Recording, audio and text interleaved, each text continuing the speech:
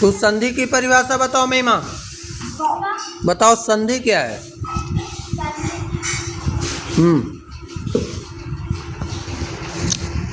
बताइए,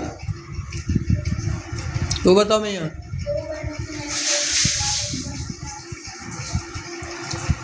हाँ, दो वर्णों के मेल से उत्पन्न विकार को क्या कहा जाता है? संधि कहा जाता है। कितने भेद हैं महिमा? 2। कौन कौन बताओ? क्या भेद है मैया संधि के? सुनो ना।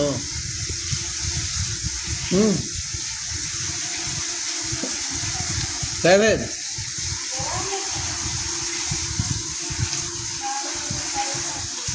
संधि के कितने भेद? 2 पढ़े हैं। ये ना तुम्हारा ही किताब नहीं, देखो तो किताब उलट के क्या भेद है? क्लास 6 में 2 पढ़े थे हम लोग को आग्रह नहीं लगता। संधि के 3 भेद। कितने भेद हैं?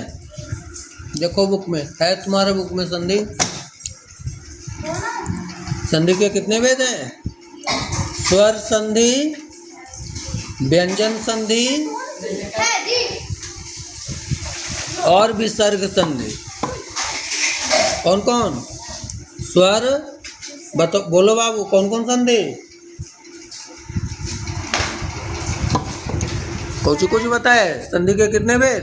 3। कौन कौन? स्वर, स्वर संधि, व्यंजन, विसर्ग संधि।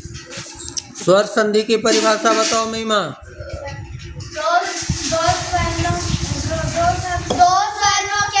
स्वर्णों नहीं, स्वर के मेल से दो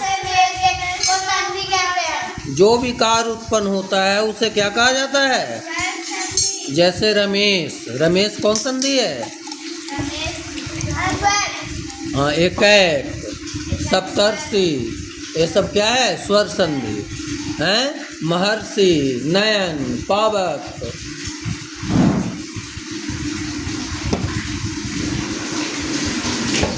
व्यंजन संधि किसे कहते हैं? मारेंगे देख के बोल रही है तैयो तुमको। व्यंजन के साथ स्वर या व्यंजन के मेल से जो विकार उत्पन्न हो उसे क्या कहते हैं? व्यंजन संधि, है ना? वही ना, व्यंजन के साथ स्वर या व्यंजन के मेल से जो विकार उत्पन्न हो उसे क्या कहते हैं? व्यंजन संधि। जैसे तल्लीन, व्यंजन संधि में संधि विच्छेद बनाते हैं तो हलंत रहता है। क्या रहता है? तत् जोड़ लीन तल्लीन। संतोष, सम जोड़ तोष ममे हलंत। बागीस, बाक जोड़ीस कामे हलंत। तो ये सब क्या? दिग्विजय, दिक जोड़ विजय कामे हलंत। दिग्गज, दिक जोड़ गज। उल्लास, उत जोड़ लास कामे हलंत। उज्ज्वल, उत जोड़ ज्वल कामे हलंत। ये सब हलंत, हलंत जिसमें होगा वो व्यंजन संधि। और विसर्ग, विसर्ग, विसर्ग के साथ स्वर या व्यंजन के मेल से जो विकार उत्पन्न होता है उसे क्या कहते हैं? विसर्ग संधि। विद्यालय स्वर संधि है बेटा। विसर्ग संधि, विसर्ग संधि में क्या लगा हुआ रहता है? विसर्ग। जैसे में यशोदा, यशः जोड़दा, मनोबल, मनः जोड़ बल। और भी बहुत है, और कुछ बताओ। यशोधरा, यशः जोड़ धरा, नमः जोड़कार, नमस्कार भी है। और बोलो उदाहरण है, मारेंगे कि और भी बहुत से उदाहरण हैं। तो इसी को, और फिर रह गया स्वर संधि। स्वर संधि को कितने भागों में बांटा गया? 5 भागों में। कितना भाग में? नए बुक में देखो तो अपना तुम है। कौन कौन? दीर्घ संधि, गुण संधि, वृद्धि संधि, आयादी संधि और यन संधि। कितने संधि? स्वर के 5 भेद, गुण, दीर्घ, आयादी, यन और दीर्घ, और एक क्या छोड़ दिए? वृद्धि। हाँ, वृद्धि संधि। तो ये 5 भेद है। समास, समास की परिभाषा बताओ महिमा, तू बताओ। नहीं पढ़ेला तोरा 10वां में गए, पढ़ना है ना, ता करेगी यार में ना। समास किसे कहते हैं? जब 2 शब्द या पद अपनी अपनी बीच की विभक्तियों को छोड़कर आपस में मिल जाए तो उसी मेल को क्या कहते हैं? समास कहते हैं। पढ़ना तुमको महिमा हैं? देखो होगा। जब 2 शब्द या पद अपनी अपनी बीच की विभक्तियों को छोड़कर आपस में मिल जाए तो उसे क्या कहते हैं? समास। समास के कितने भेद? समास के कितने भेद? समास कितने भेद हैं? बताओ दीदी, समाज का कितना है? समाज क्या 2 है? 3 है। समास के 7 भेद। कुल कितने भेद हैं? हाँ, 6 भेद हैं, एक भेद को जोड़ा जाता है। समास के कुल ऐसे मुख्य कितने भेद हैं? 4 ही भेद। कितने भेद समास के हैं?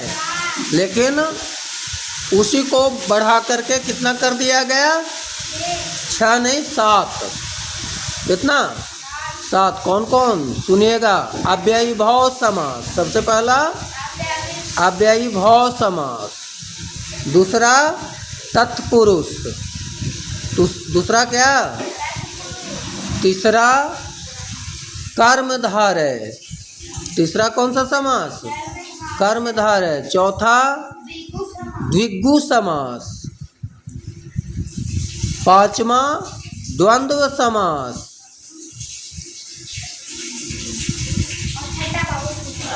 और 6ठा बहुव्रीहि समास। और एक और समास को जोड़ दिया गया, नकारात्मक बोध कराता है, नई समास। क्या समास? नई समास। अन्याय, ये सब क्या कौन सा समास है? नए समास। सुन लिया? सुन ली? तो समास कितने? ऐसे मुख्य 4 ही भेद होते हैं। कितने भेद होते हैं समास के? हाँ, लेकिन उसको हम अगर बांट दें पूर्ण रूप से तो समास कितने भेद हो गए? 7। कौन कौन बताए? अव्ययी भाव, तत्पुरुष, द्वंद्व, कर्मधारय, बहुव्रीहि, दिग्गु, द्वंद्व और नए। अब इसको सब जानना है। अव्ययी भाव समास किसे कहते हैं? अव्ययी भाव समास की परिभाषा बताओ।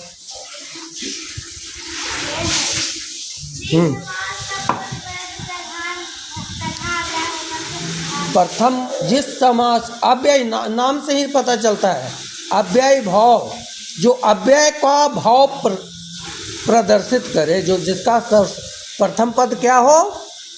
अव्यय हो, उसे अव्ययी भाव समास कहते हैं। जैसे प्रतिदिन।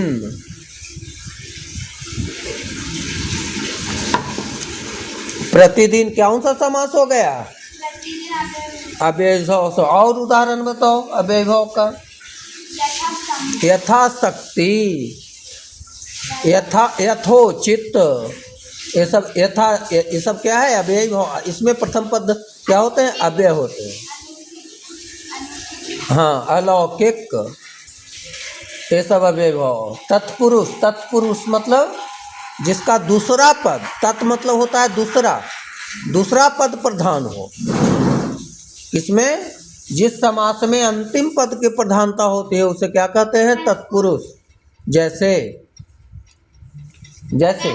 पुरुषोत्तम, गगनचुंबी। तत्पुरुष समास को भी 6 भागों में बांट दिया गया। कितने भागों में बांट दिया गया? कारक के विभक्तियों के अनुसार इसे कितने भागों में बांटा गया? 6 भागों में। उसके बाद कर्मधारय। हाँ, कर्मधारय जिस समास से विशेषण विशेष्य उपमा उपमेय का बोध हो। जिस समास से विशेषण विशेष्य और उपमा उपमेय का बोध हो उसे क्या कहते हैं? कर्म प्रधाने। कर्म की प्रधानता इसमें होती है, इसलिए इसको कर्मधारय के नाम से जाना जाता है। जैसे का पुरुष, महाराजा, महादेव। ठीक है, तो ये सब क्या हो गए? कर्मधारय। उसके बाद है बहुव्रीहि या दिग्गु, कोई भी बोलो। द्विगु, द्विगु समास। हाँ, पूर्व पद। द्विगु पद में क्या होता है? पूर्व पद संख्यावाची विशेषण हो, इसलिए उसको क्या कहते हैं? द्विगु समास कहते हैं। जैसे में चौराहा, त्रिभुवन, है ना, त्रिभुवन वगैरह वगैरह, और भी बहुत है द्विगु समास। उसके बाद पंचवटी वगैरह, ये सब बहुत है द्विगु समास में। बहुव्रीहि में जिस समास में कोई पद प्रधान न हो अपितु बाहर से कोई अन्य पद आकर के क्या हो जाए? प्रधान हो जाए, उसको कहते हैं बहुव्रीहि। जैसे नीलकंठ, जैसे क्या? नीलकंठ, बिना पानी। हाँ, तो ये सब है कौन? बहुव्रीहि समास। और अगला द्वंद्व समास। द्वंद्व समास में जिस समास के दोनों पद प्रधान हो। कौन सा? दोनों पद प्रधान हो। जैसे पाप पुण्य, पाप या पुण्य, राजा रानी, भाई बहन, कपड़ा लत्ता। ठीक है, तो ये हो गया द्वंद्व समास। और नए समास, जिस समास में नकारात्मक शब्द का बोध कराए उसे क्या कहते हैं? नए समास। जैसे अन्याय, अनबन।